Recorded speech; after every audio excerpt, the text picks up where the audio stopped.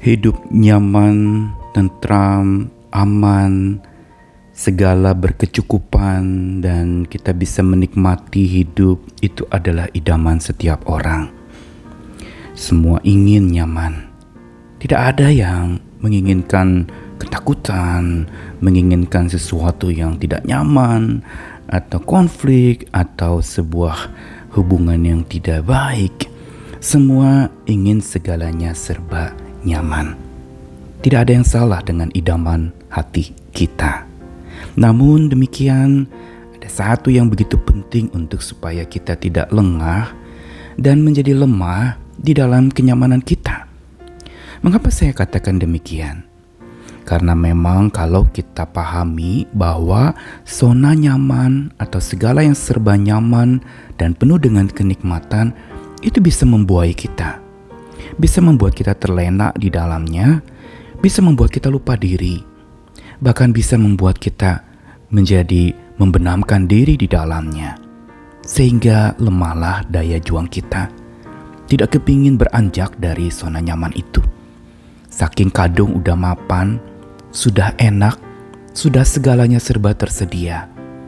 Bukankah itu yang diidamkan? Tapi apakah berhenti sampai di situ ketika apa yang kita idamkan kita peroleh? Ada satu sisi bahaya dari zona nyaman.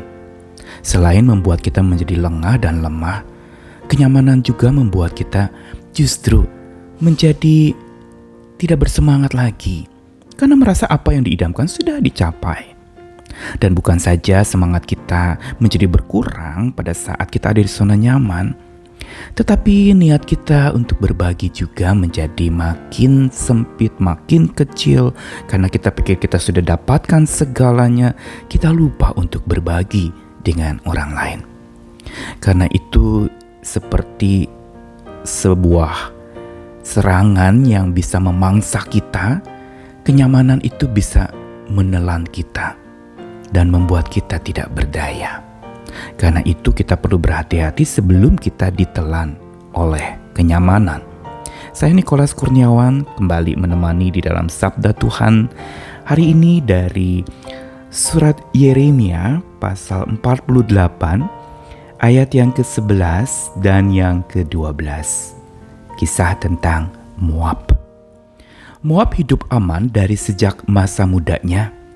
Dia hidup tenang seperti anggur di atas endapannya. Tidak dituangkan dari tempayan yang satu ke tempayan yang lain. Tidak pernah masuk ke dalam pembuangan. Sebab itu rasanya tetap padanya dan baunya tidak berubah. Sebab itu sesungguhnya waktunya akan datang. Demikianlah firman Tuhan, bahwa aku akan mengirim kepadanya tukang-tukang yang akan menuangkannya, mencurahkan tempayan-tempayannya, dan memecahkan buyung-buyungnya.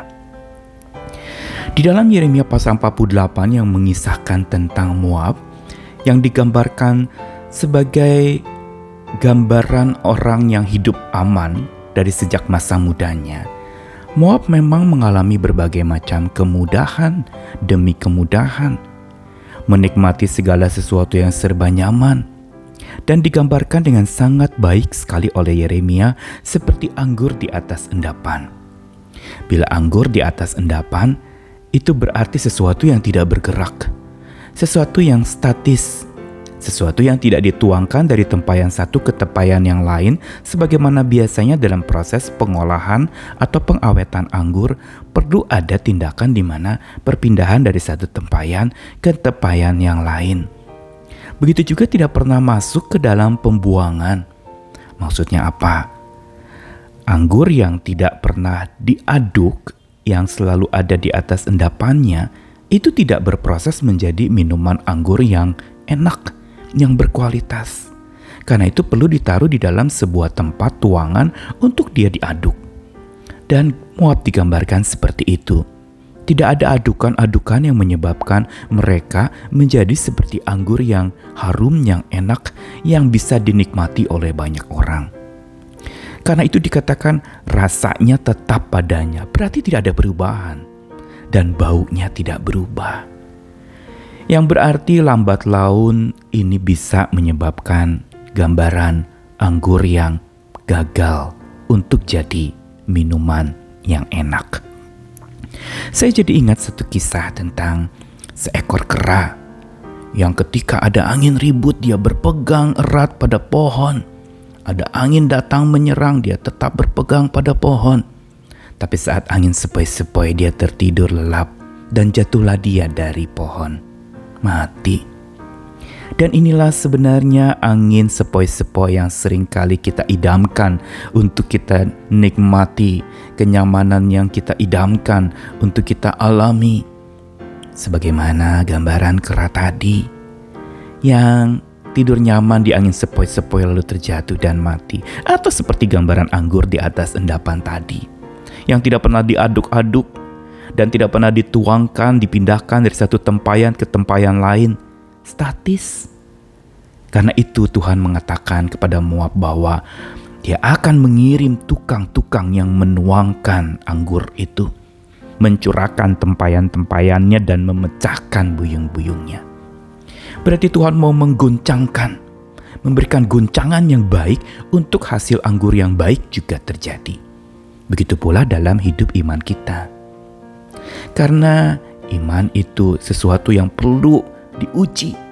Iman itu seperti biji sesawi yang perlu ditanam, perlu disirami, perlu dipupuki, bahkan kadangkala juga perlu dibereskan dan dibersihkan dari hama-hama yang bisa menyerang.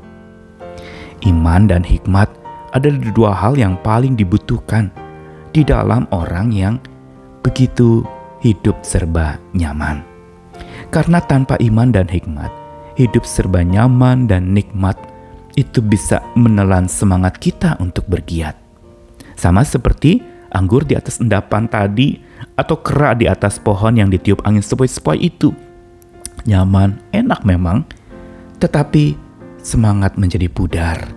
Tidak lagi mau bergiat, kemudahan selalu bisa berdampak kemalasan. Makin segalanya serba mudah, makin malas kita untuk berpindah. Kita mau di satu tempat saja, sudah mapan kok. Ngapain lagi cari tempat lain? Bukankah rumput tetangga tidak lebih baik dari rumput saya? Dan hal-hal seperti itu membuat kita menjadi mandek. Semangat ditelan oleh kenyamanan. Semangat untuk bergiat, semangat untuk bekerja dan hidup yang dinamis. Ada goncangan yang menjadikan kita menjadi kuat dan kokoh, menjadi anggur yang enak dinikmati oleh banyak orang. Itu telah gagal. Dan begitu pula hidup serba nyaman dan nikmat tanpa iman dan hikmat itu akan menahan niat kita untuk berbagi berkat.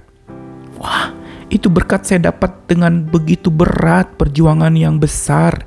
Masa saya bagi-bagikan? Itu untuk saya nikmati dong. Bukankah karunia menikmati itu pemberian Tuhan? Ini seringkali jadi alasan, permakluman diri untuk kita tidak niat berbagi berkat. Padahal Tuhan mencurahkan berkat agar kita menjadi penyalur-penyalur berkat. Karena itu mari kita belajar hari ini dari kisah Moab yang menjadi teguran untuk kita bahwa sesungguhnya hidup serba nyaman dan nikmat yang memang boleh saja kita idamkan tanpa iman dan hikmat itu bisa membuat kita tertelan kenyamanan sehingga tidak bersemangat untuk bergiat dan membuat tidak ada niat untuk berbagi berkat. Ayo kita belajar lagi bagaimana hidup yang Tuhan karuniakan adalah hidup yang bukan untuk diri sendiri, tapi untuk orang lain. Segala anugerah yang Tuhan berikan untuk kita, itu adalah untuk kita bagi-bagikan sebagai satu karya layanan bagi orang lain.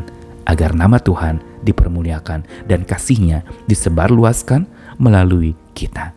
Selamat keluar dari kenyamanan, selamat menuju kepada keimanan. Amin.